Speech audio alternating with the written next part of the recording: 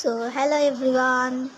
তো দেখতেই পাচ্ছ আকাশ খুব মেঘলা করেছে। তো ব্লগটা এখান থেকে শুরু করছি, চলো তোমাদের দেখাই, ব্লগটা তোমরা দেখতে থাকো। তো এখানে কাকি এই যে পুজো দিচ্ছে, স্নান করে এসে গেছে।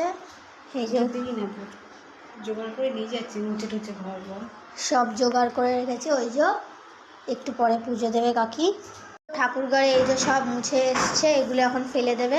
আর এদিকে কাকা খাট ঠিক করছে, এই যে যাওয়াই যাচ্ছে না এখান থেকে। পুজোর দিন এখানে অনেকে একসঙ্গে বসেছিল, সেই জন্য ওখানটা মুচকে গেছে, তাই খাটটাকে ঘুরিয়ে দিচ্ছে। এই যে ঠাকুরের বালতি দিচ্ছে, এখন জল ভরবে।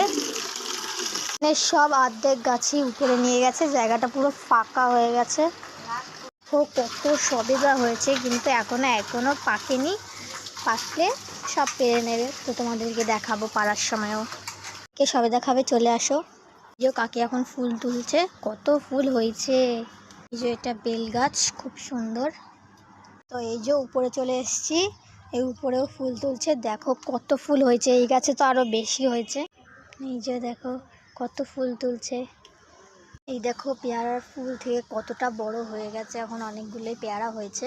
এই দেখো কমলা লেবুও হয়েছে, এখনো পাকেনি। এই যে বেল গাছের বেল ফুল হয়েছে। বেল ফুলের গন্ধ কি সুন্দর লাগে, তোমাদের কার কার গন্ধটা ভালো লাগে কমেন্টে জানিও। দেখো কত জুঁই ফুল হয়েছে,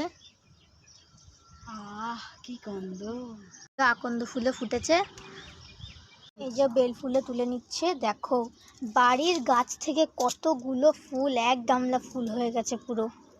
এখন লঙ্কা গাছে ফুল আসে, কিন্তু লঙ্কাই হয় না। কি হয়েছে কি জানি, দিতে হবে কিছু। খাটটা ঘুরিয়ে দিয়েছে, হয়ে গেছে। তো এই যে কাকির পুজো দেওয়া হয়ে গেছে। তো ভিডিওটা কেমন লাগলো কমেন্টে জানাবে। ব্লগটা এখান থেকে শেষ করলাম, টাটা, বাই বাই।